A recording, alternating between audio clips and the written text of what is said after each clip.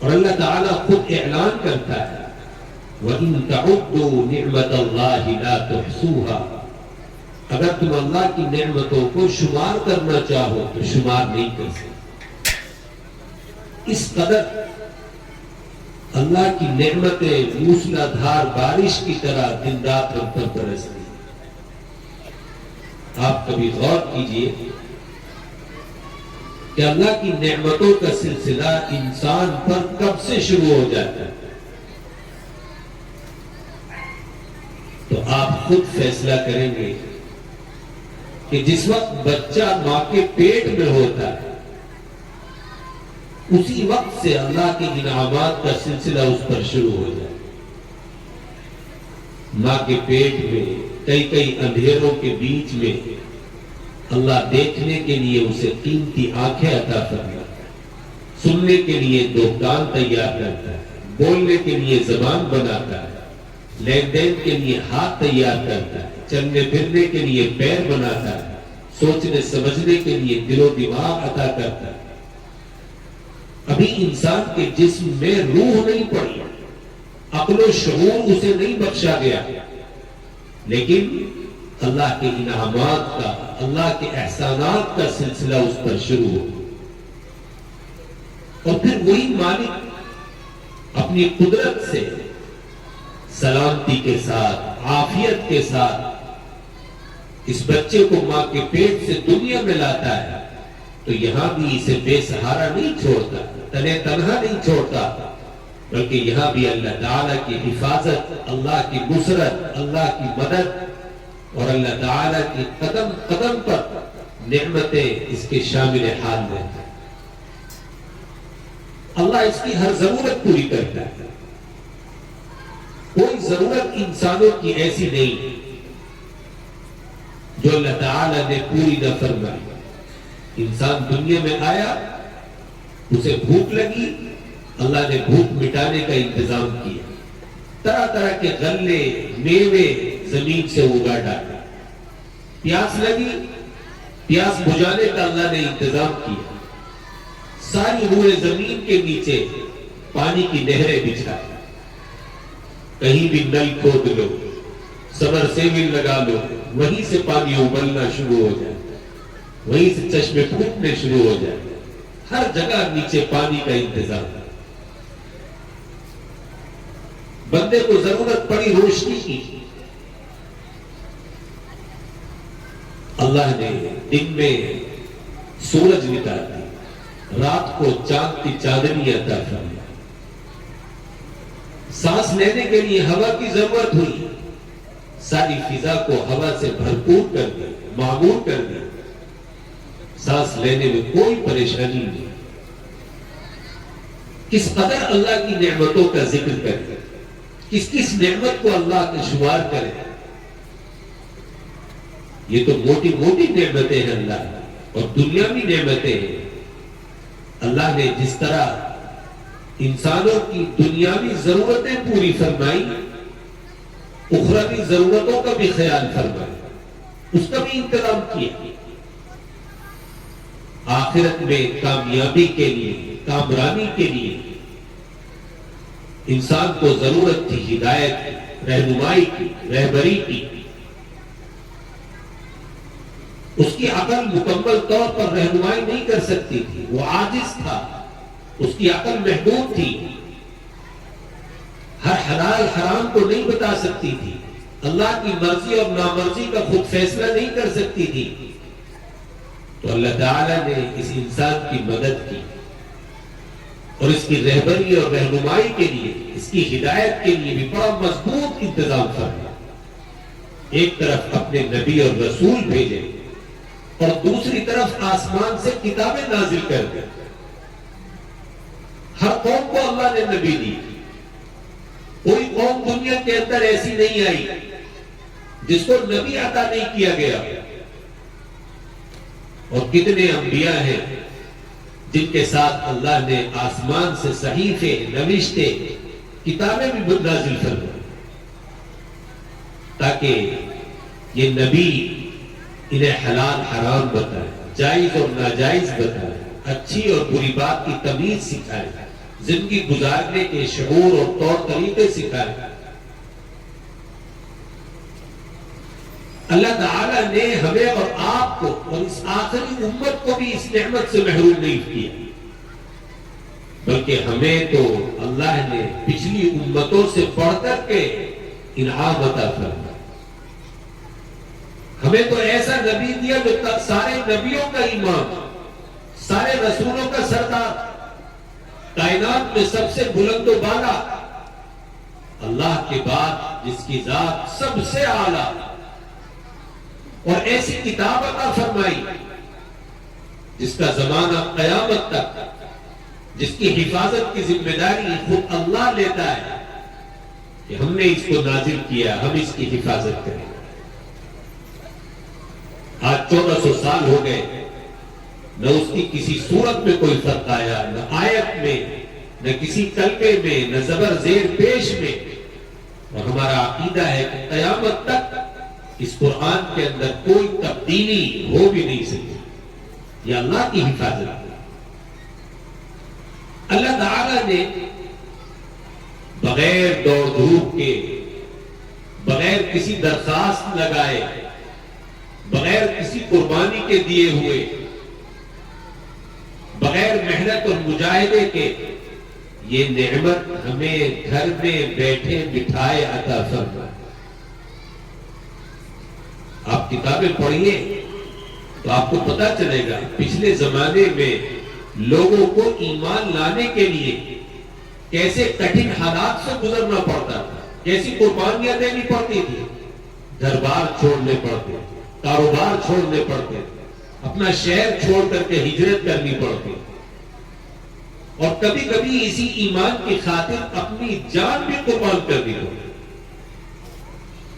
لیکن ہمیں تو اس ہدایت کے لیے، اس ایمان کے لیے کچھ بھی کرنا نہیں پڑا، کوئی قربانی دینی نہیں پڑی۔ اللہ نے یہ ایمان کی دولت گھر میں بیٹھے بٹھایا کرتے، مسلمان گھرانے میں پیدا فرما دیا، مفت میں یہ دولت ہمارے ہاتھ آ۔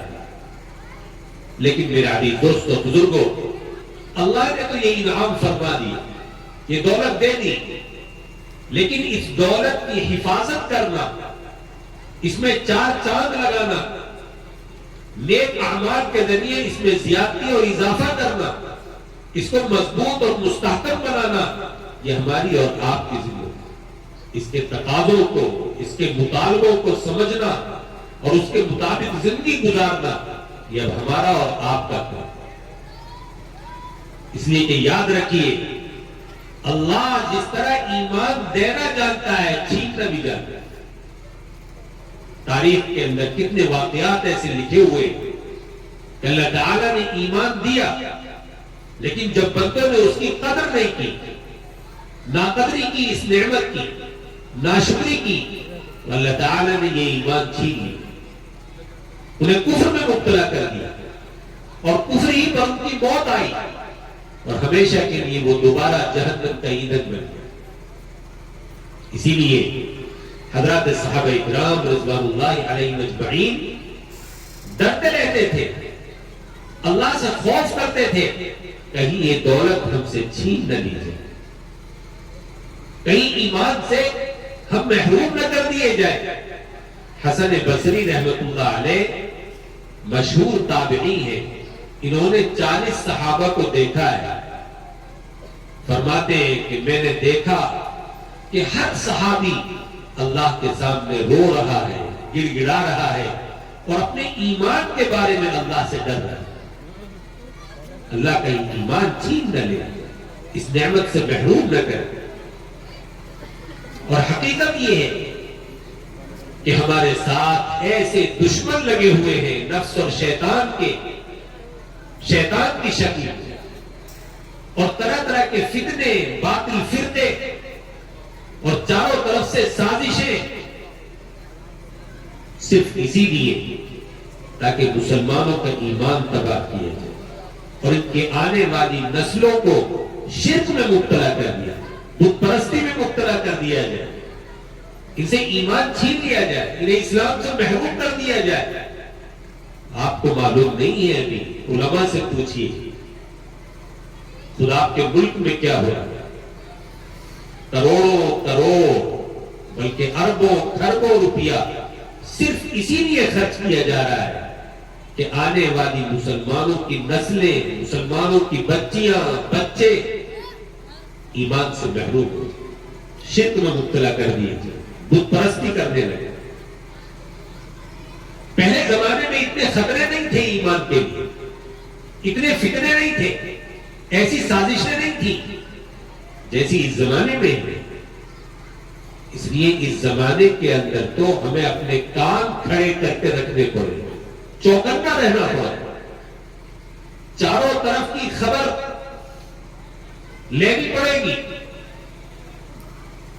دشمن کیا کر رہا ہے، کیا ارادے ہیں اس کے، کون سی سازش کی جا رہی ہے، اور ایسا انتظام کرنا پڑے گا، ایسی تربیت اپنی اولاد کی کرنی پڑے گی، بچوں اور بچیوں کی، کہ دنیا میں کوئی بھی کفر کی آندھی چلے، شرک کا طوفان آئے، کیسے بھی حالات آئے، لیکن ہمارے بچے اس کا مقابلہ کر لیں اور ایمان کو بیچنے کے لیے تیار ہیں، اپنے ایمان پر آنچ نہ ہے، اپنے ایمان کا سودا کرنے کے لیے تیار ہیں۔ ہمیں اپنے بچوں کی ایسی دینی ایمانی تربیت کرنی پڑے، خود اپنے ایمان کی بھی فکر کرنی پڑے، اور آئندہ آنے والی نسلوں، اپنے معصوم بچوں اور بچیوں کی بھی فکر کرنی پڑے گی، ان کے دین و ایمان کی بھی حفاظت کی فکر کرنی پڑے گی۔ میرا عزیز دوستو، بزرگوں، ہم میں سے ہر ایک شخص یہ کہتا ہے کہ میں ایمان والا ہوں۔ آپ بھی کہتے ہیں کہ ہم ایمان والے ہیں، صاحب ایمان ہیں، میں بھی کہتا ہوں ایمان والا ہوں، لیکن آپ یاد رکھیے، دعویٰ کرنا تو بہت آسان ہے، لیکن خالی دعویٰ کرنے سے بات نہیں بنتی، بلکہ دلیل بھی پیش کرنی پڑتی، ثابت بھی کرنا پڑتا ہے۔ ہر چیز کے اثرات ہوتے ہیں، علامتیں ہوتی ہیں، نشانیاں ہوتی ہیں۔ جس کے اندر کفر ہے اس کی زندگی سے کفر چھلکے گا، کفر چھلکے گا، اس کے ہاتھ پیروں سے، اس کے اعمال سے، اس کے کاموں سے کفر نظر آئے گا، اور جس کے دل میں ایمان کا نور ہوگا اس کے ہاتھ پیروں سے، اس کے اعمال سے ایمان کی جھلکیاں دکھائی، ایمان چھلکتا ہوا نظر آئے گا، اس کے اندر ایمانی صفات نظر آئیں گی۔ اور اگر صفات تو نظر آ رہی ہے کفر والی، ساری علامتیں تو نظر آ رہی ہے کفر والی، شرک والی، اور کہتا ہے میں مومن ہوں، تو یہ دعویٰ اتنی آسانی سے نہیں مانا جائے گا، اس لیے کہ علامتیں تو کچھ اور بتا رہی ہیں، اثرات تو اس کے اندر کچھ اور نظر آ رہے ہیں۔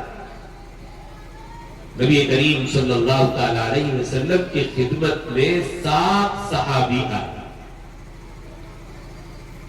آقا علیہ السلام نے ان سے پوچھا ما انتم، جو بھی آتا تھا اس سے پوچھتے تھے من انتم، تم کون ہو، ممن انتم، کن لوگوں میں سے ہو، کس قبیلے سے ہو، لیکن یہ جو 7 صحابی آئے ان سے یہ نہیں پوچھا تم کس قبیلے سے ہو، کون ہو، بلکہ فرمایا ما انتم، تم کیا ہو۔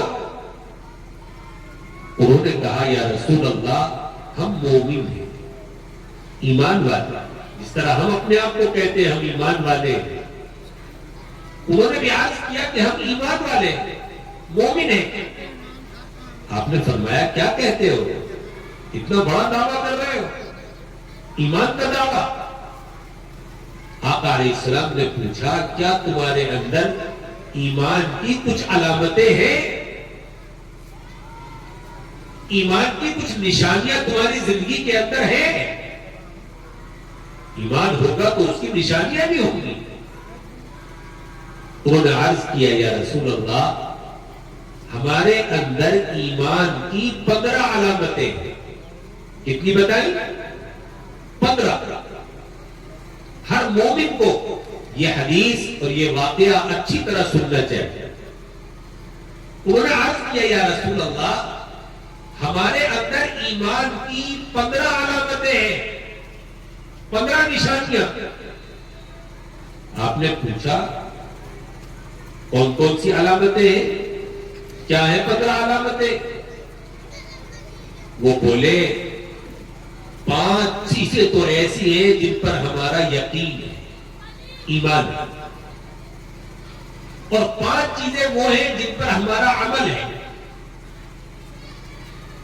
اور 5 صفات، 5 عادتیں، خصلتیں ایسی ہیں جو ہمارے اندر زمانے جاہلیت سے چلی آئی۔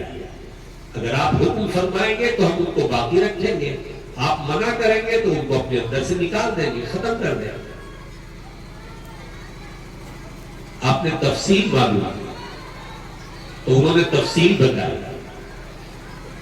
وہ 5 چیزیں جن پر ہمارا ایمان ہے وہ کیا ہے کہ ہم اللہ کو اپنا رب مانیں، اللہ پر ایمان لائیں۔ دوسرے، اللہ کے نبیوں اور رسولوں پر ایمان لائیں۔ تیسرے، اللہ کی کتابوں پر ایمان لائیں۔ چوتھے، اللہ کے فرشتوں پر ایمان لائیں۔ اور 5ویں، قیامت کے دن پر ایمان لائیں۔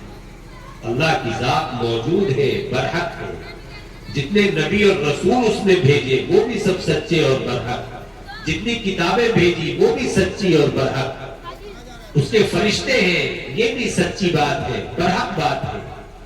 اور قیامت کا دن آئے گا جس دن اولین و آخرین جمع ہوں گے اس کے دربار میں، اور سب کا وہ حساب و کتاب لے گا، یہ بھی برحق ہے اور سچی بات ہے۔ ان 5 چیزوں کا ہمیں دل سے یقین ہے، اور 5 چیزوں پر ہمارا عمل ہے۔ سب سے پہلی چیز تو شہادت، کہ ہم گواہی دیتے ہیں کہ اللہ کے سوا کوئی معبود نہیں، اور جناب محمد رسول اللہ صلی اللہ علیہ وسلم اللہ کے بندے اور اس کے رسول۔ پہلا عمل تو ہمارا یہ ہے، شہادت، گواہی دینا، کہ ہم اس بات کی گواہی دیتے ہیں۔ دوسرا عمل یہ ہے کہ ہم 5 وقت کی پابندی سے نماز پڑھتے ہیں۔ تیسرا عمل یہ ہے کہ ہم رمضان کے روزے رکھتے ہیں۔ چوتھا عمل یہ ہے کہ سال میں حساب لگا کر کے اپنے مال کی پوری زکات دیتے ہیں۔ اور 5واں عمل یہ ہے کہ جس پر ہم میں سے حج فرض ہو جاتا ہے، ہم حج ادا کرنے کے لیے جاتے ہیں، حج کے اس فریضے کو پورا کرتے ہیں۔ یہ 5 عمل ہمارے اندر ہے، اور 5 خصلتیں اور عادتیں ہمارے اندر زمانے جاہلیت سے ہیں۔ پہلی عادت تو یہ ہے کہ جب ہمیں کوئی نعمت ملتی ہے ہم اس پر اللہ کا شکر ادا کریں، اتراتے نہیں، تکبر اور غرور میں مبتلا نہیں ہوتے۔ مال آ گیا، دولت آ گئی، بیٹے جوان ہو گئے، دکانیں کارخانے اچھے ہو گئے، زمین خوب ہو گئی، کھیتی بڑھیا ہو گئی، فصل اچھی آ گئی، نفع اچھا مل گیا، ہم اتراتے نہیں، اللہ کا شکر ادا کریں، اسے اللہ کی نعمت سمجھتے۔ اور اگر کوئی مصیبت آتی ہے تو قول فول نہیں بکتے، زبان سے بے صبری نہیں کرتے، کوئی نازیبہ کلمہ اللہ کی شان کا نہیں نکالتے، ہم اس مصیبت پر صبر کرتے۔ مصیبت پر صبر، یہ ہمارے اندر صبر کرنے کی صفت، نعمتوں پر شکر، مصیبتوں پر صبر۔ اور تیسری خصلت، عادت ہماری یہ ہے کہ جب بھی اللہ ہمارے بارے میں کوئی فیصلہ کرتا ہے ہم اپنے آپ کو اس فیصلے پر راضی کر لیں۔ رضا بالقضاء، اللہ کے فیصلوں پر اپنے آپ کو راضی کر لیں۔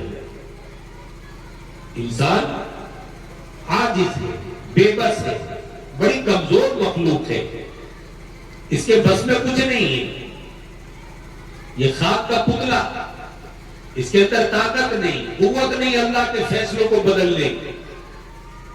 اس کی تو بھلائی، اس کی تو خیر اسی میں ہے کہ اللہ جو فیصلہ اس کے بارے میں کر دے اس کے آگے سر جھکا دے کہ اے اللہ میں تیرے فیصلے پر راضی، تو مجھے جس حال میں رکھے تیرا شکر، الحمدللہ علی کل حال۔ فرمایا تیسری صفت ہمارے اندر یہ ہے، اور چوتھی صفت یہ ہے کہ ہمارے اندر استقامت ہے، دین پر، نیکی پر ہم جم جاتے، حق پر قائم رہتے، ڈٹ جاتے۔ یہ نہیں کہ 4 پیسوں کا لالچ کسی نے دیا، قدم پھسل گئے، زبان پھسلنے لگی، دل مچلنے لگا، آگے لالچ میں اپنی بات سے ہٹنے لگے، انصاف سے ہٹنے لگے، حق بات سے ہٹنے لگے۔ نہیں، جو انصاف کی بات ہوتی ہے، جو حق کی بات ہوتی ہے، جو عمل نیک ہوتا ہے، اس پر قائم رہتے ہیں۔ جیسے کہا گیا قل ربی اللہ ثم استقم، کہو میرا رب اللہ ہے، پھر اس پر جم جاؤ۔ دنیا ادھر سے ادھر ہو جائے لیکن تمہارے قدم نہیں ہلنے چاہیے۔ استقامت، کوئی بھی نیک عمل شروع کر دیا اس پر جم جاؤ، یہ نہیں 4 دن نیک عمل کیا پھر چھوڑ دیا، تہجد کی نماز شروع کی 2-4 دن پھر تھک کر کے بیٹھ گئے، نفلی روزے شروع کیے کہ ہر پیر جمعرات کا روزہ رکھا کروں گا، یا چاند کی 13، 14، 15 تاریخ کا روزہ رکھوں گا جو جناب رسول اللہ صلی اللہ علیہ وسلم رکھتے تھے، 1-2 مہینے رکھے پھر چھوڑ دو۔ نہیں، جو نیک عمل شروع کرتے ہیں اس پر ڈٹ جاتے ہیں، جم جاتے ہیں اس پر۔ اور 5واں وصف، 5ویں خصلت اور عادت ہمارے اندر یہ ہے کہ ہم صرف اور صرف اللہ کی ذات پر بھروسہ کریں، صرف اللہ کی ذات پر توکل، کسی مخلوق کے آگے ہاتھ نہیں پھیلاتے، کسی غیر سے سوال نہیں کرتے، اپنی مصیبتیں سب کے سامنے بیان نہیں کرتے پھرتے، لو لگاتے ہیں صرف اللہ سے، اپنی ضرورتوں کا سوال کرتے ہیں صرف اللہ سے، توکل اور بھروسہ صرف اللہ پر، نصرت، مدد، حفاظت سب کچھ اسی سے مانگتے ہیں۔ یہ 5 خصلتیں ہمارے ہیں۔ کوئی نعمت ملتی ہے اللہ کا شکر ادا کرتے ہیں، کوئی مصیبت آ جاتی ہے تو اس پر صبر کرتے ہیں، کوئی فیصلہ اللہ کی طرف سے آتا ہے اس پر اپنے آپ کو راضی کر لیتے ہیں، حق بات پر جم جاتے ہیں، ہلتے نہیں، ڈٹ جاتے ہیں، اور اللہ کی ذات پر ہی توکل کرتے ہیں، بھروسہ کرتے ہیں۔ یہ 15 علامتیں ہمارے اندر ایمان کی ہیں۔ نبی کریم علیہ الصلوۃ والسلام نے ان کا جب یہ جواب سنا، جب یہ باتیں سنی تو بڑی عمدہ بات فرمائی ان کے بارے میں۔ فرمایا انتم الفقہاء، ارے تم تو بڑے سمجھدار لوگ ہو، اللہ نے تو تم کو تفقہ عطا کر رکھا ہے، سمجھ بوجھ عطا کر رکھی، تمہارے اندر دین کی سمجھ ہے۔ وانتم الادباء، اور تم تو اللہ تعالیٰ کے تربیت یافتہ ہو، اللہ نے تمہاری تربیت کر دی، تمہیں ادب سکھا دیا، باادب ہو، مؤدب ہو، اور اس کے بعد پھر اتنی اونچی بات کہہ دی، اتنی اونچی بات کہہ دی جس کی امید ہی نہیں تھی۔ کیا فرمایا؟ فرمایا کادوا ان یکونوا انبیاء، نبیوں کا سلسلہ ختم ہو گیا۔ اگر نبیوں کا سلسلہ چل رہا ہوتا تو یہ 7 کے 7 قریب تھا کہ نبی ہو۔ فرمایا کہ اگر نبیوں کا سلسلہ مجھ پر ختم نہ ہوتا تو یہ 7 آدمی اللہ کے نبی ہوتے۔ ان کے اندر نبیوں والی صفات ہے، نبیوں والے اعمال ہیں، نبیوں والی خصلتیں، ایمان کی علامتیں ان کے اندر ہیں، ایمان کی نشانیاں ان کے اندر ہیں۔ میرا عزیز دوستو، بزرگوں، ہر مومن کو اس حدیث کو سامنے رکھ کر کے اپنی زندگی کے اندر، اپنے دامن کے اندر جھانکنا چاہیے اور یہ دیکھنا چاہیے کہ ایمان کی یہ علامتیں ہمارے اندر بھی ہیں یا نہیں. کہیں ایسا نہ ہو کہ جس طرح ان سے نبی کریم علیہ السلام نے پوچھ لیا تھا کہ تم کہتے ہو کہ ہمارے پاس ایمان ہے، کیا علامت ہے؟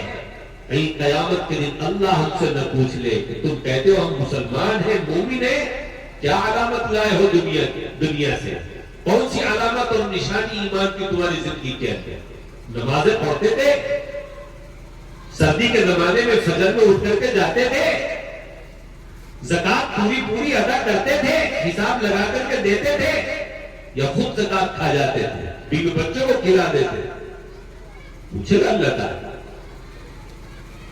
اس لیے میرا عزیز دوستو، بزرگوں، اگر ہم واقعی ایمان والے ہیں اور اپنے آپ کو مومن کہتے ہیں اور سمجھتے ہیں تو ایمان کی یہ نشانیاں ہم میں سے ہر ایک کی زندگی میں ہونی چاہیے.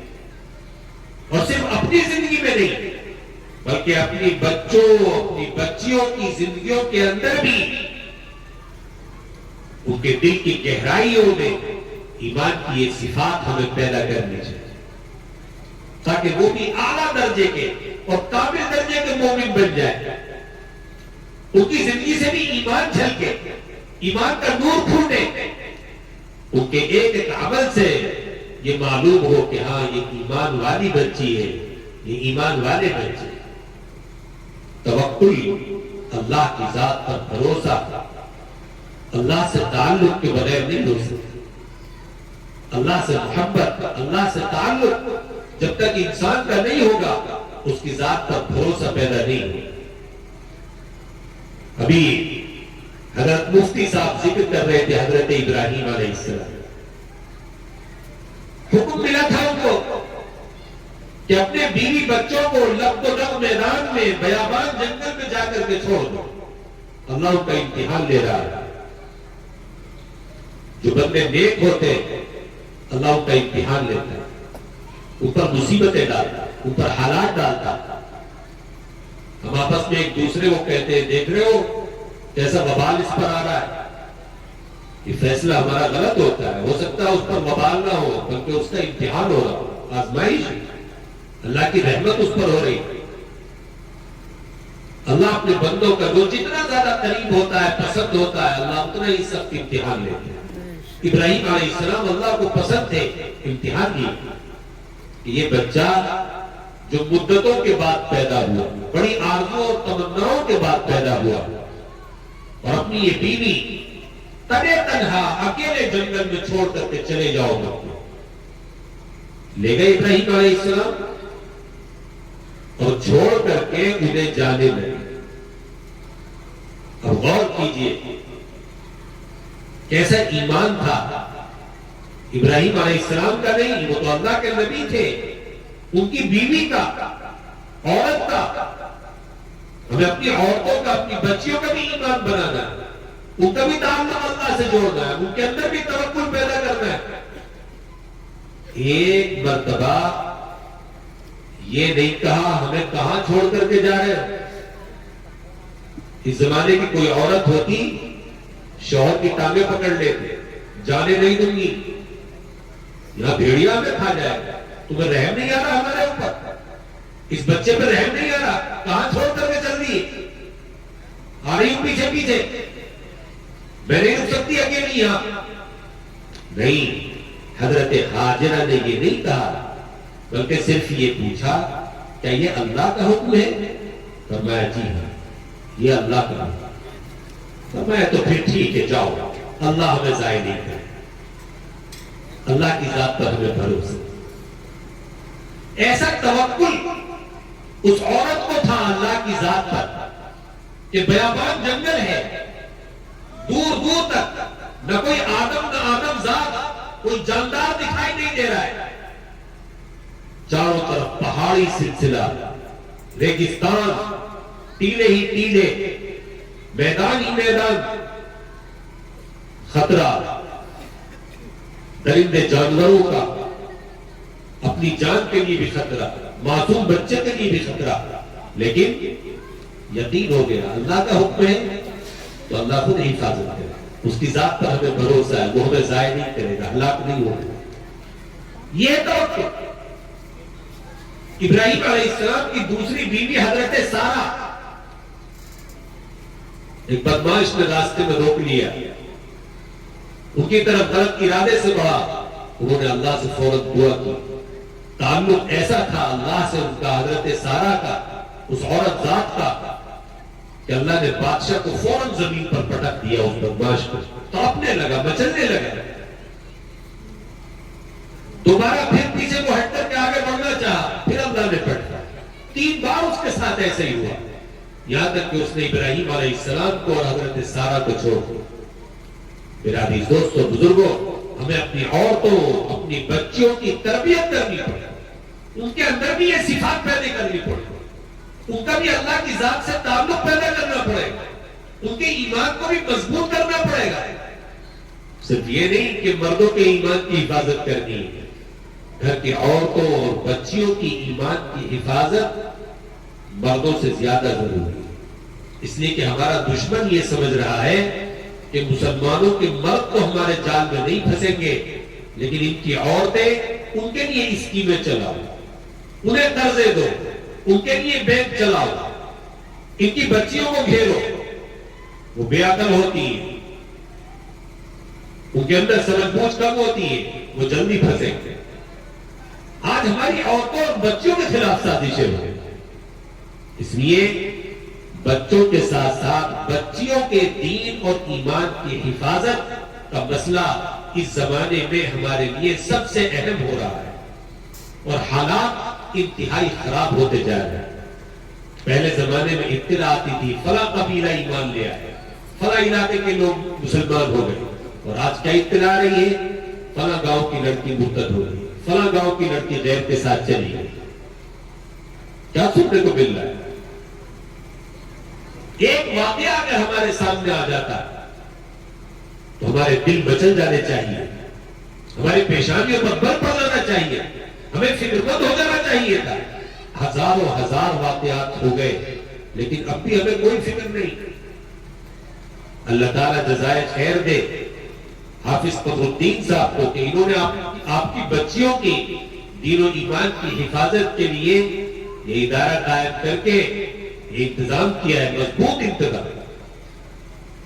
اس ادارے کے اندر بچیوں کو داخل کی، جو جہاں کا ہے، اپنے محلے میں، اپنے علاقے میں جو بھی مکتب ہو، مدرسہ ہو، بچوں کو بچوں کے مدرسے میں، بچیوں کو بچیوں کے مدرسے میں، تاکہ بچپن میں ہی ان کے دل میں ایمان کا بیج بو دیا اور ایسی ایمانی دینی ان کی تربیت کر دی جائے کہ چاہے کیسے بھی حالات پر زندگی میں آئے، وہ ایمان بیچنے کے لیے تیار ہے، ایمان کا سودا کرنے کے لیے تیار ہے. اس کے لیے آپ کے لیے یہ ادارہ ہے، اور بہت سے ادارے ہیں.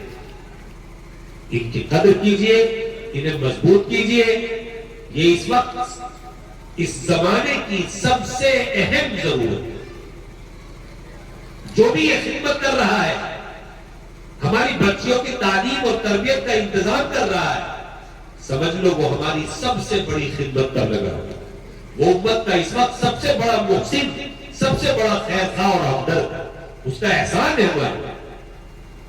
اس لیے اپنے بھی ایمان کی فکر کیجئے، اپنے اندر ایمانی خصلتیں، ایمانی عادتیں، ایمانی صفات اپنے اندر پیدا کیجئے، اور اپنے بچوں اور بچیوں کی بھی فکر لیجئے. کہیں ایسا نہ ہو کہ دشمن چال چل جائے، اپنی سازش میں کامیاب ہو جائے، اور ہم دیکھتے رہ جائیں، روتے رہ جائیں.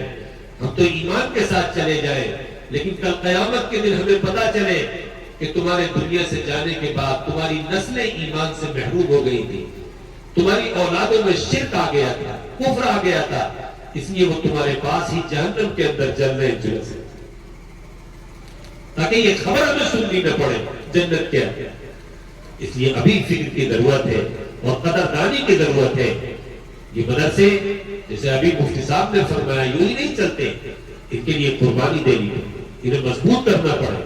تن من دھن جان مال سب کچھ اپنی ضرورت سمجھ کر، بچیوں کی ضرورت سمجھ کر کے ایک دینی اور ملی ضرورت سمجھ کر کے اس میں لگانا پڑا. دنیا کتنے دن کی، زندگی کتنے دن کی، یہ مال و دولت کتنے دن کا ہے. قرآن کریم میں آیت نازل ہوئی لن تنالوا البر حتى تنفقوا مما تحبون. جب تک اپنی پسندیدہ چیزیں اللہ کے راستے میں خرچ نہیں کرو گے مومن نہیں کہلا سکتے، نیکی کو نہیں پہنچ سکتے. حضرت ابو طلحہ آئے مسجد نبوی کے سامنے، ان کا بڑا قیمتی باغ تھا. عرض کیا یا رسول اللہ میں نے یہ مال، مجھے اللہ کی پسند ہے، مجھے یہ باغ اپنا، میں نے یہ اللہ کی راہ میں صدقہ کیا. پورا باغ صدقہ کرا. آیت نازل ہوئی من ذا الذی یقرض اللہ قرضا حسنا، کون ہے جو اللہ کو قرض دے. حضرت ابو دحداح رضی اللہ عنہ آئے، ان کے پاس بھی ایک باغ تھا، 600 درخت تھے اس باغ کے اندر، 600 درخت. کتنے بیگھے کا باغ ہوگا. اور عرض کیا یا رسول اللہ میں نے یہ اللہ کو قرض میں دے دیا، اللہ کے نام پر وقف کیا. صحابہ سے جو اللہ خوش ہوا، راضی ہوا، وہ یوں نہیں، پورے باغ، پورے کھیت کو اللہ کی راہ میں دے دیا. اور میں ابھی دیکھ رہا تھا کتنے لوگ ہیں جو اٹھ کر کے 10 روپے تک نہیں لے کر. میرے بھائیوں کیسے ہمارے ایمان کی حفاظت ہو، نسلوں کی اور بچوں کی فری میں حفاظت چاہتے ہیں، قربانی دینا نہیں چاہتے ہم. ذرا غور کیجئے اور اللہ سے دعا کیجئے کہ اللہ تعالیٰ جو حالات ہندوستان میں آ رہے ہیں، خطرناک حالات، بس ان کے شر سے، ان کے نقصان سے ہمیں اور ہماری نسلوں کو محفوظ فرمائے. ہمارے بڑوں کی نیندیں اڑی ہوئی، فکر مند ہے وہ، ان حالات کو سوچ کر کے. حالات بڑے خراب ہیں، بڑے خراب نظر آ رہے ہیں، لیکن اگر ہم کھڑے ہو جائیں گے، فکریں کر لیں گے تو انشاءاللہ ثم انشاءاللہ اللہ کی مدد اور نصرت آئے گی اور کوئی باطل طاقت ہمارا کچھ نہیں بگاڑ سکتی. ہماری نسلوں کا، ہمارے بچوں کا کچھ نہیں بگاڑ سکے گی. اللہ مجھے بھی عمل کی توفیق دے، آپ حضرات کے لیے بھی عمل کرنا آسان بنائے. اللہ تعالی ہر فتنے سے ہماری نسلوں کو، ہماری اولادوں کو، بچوں بچیوں کو محفوظ رکھے. اس ادارے کو اللہ بے حد قبول فرمائے، اس مجلس کو، اس جلسے کو اللہ قبول فرمائے. وآخر دعوانا الحمدللہ رب العالمین.